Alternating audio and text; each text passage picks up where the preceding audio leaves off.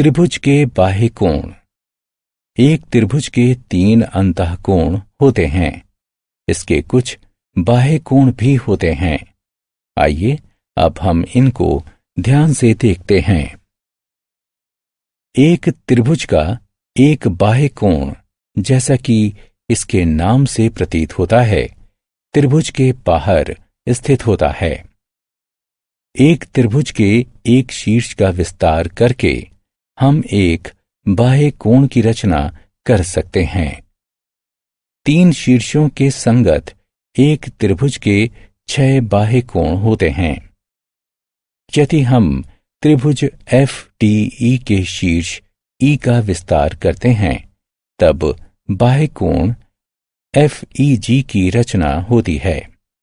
इसी प्रकार जब हम शीर्ष D तथा F का विस्तार करते हैं, तब बाह्य कोणों EDH तथा DFI की रचना होती है। एक त्रिभुज के एक बाह्य कोण की माप इसके सम्मुख अंतःकोणों की मापों के योगफल के बराबर होती है। आकृति में कोण FEG की माप कोणों FDE तथा DFE के योगफल के बराबर है। आइए अब इसे सिद्ध करते हैं। हम एक बिंदु E से एक रेखाखंड EJ इस तरह खींचते हैं कि EJ तथा DF समानांतर हैं। यदि हम IE को एक तिर्यक रेखा मानते हैं जो समानांतर रेखाओं DF तथा EJ को प्रतिच्छेदित करती है, तब कोण 1 बराबर कोण 4 ये एकांतर कोण हैं।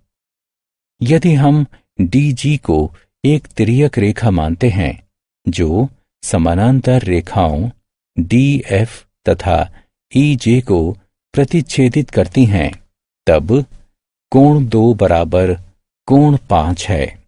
ये संगत कोण है।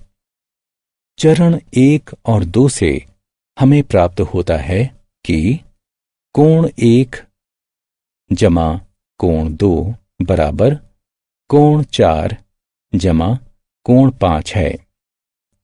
इसका तात्पर्य है कि कोण FEG बराबर कोण DFE जमा कोण FDE है।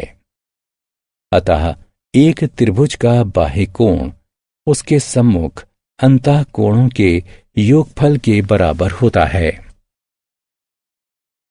इसी प्रकार बाह्य कोण EDH बराबर कोण DFE जमा कोण DEF तथा बाह्य कोण DFI बराबर कोण FDE जमा कोण DEF है।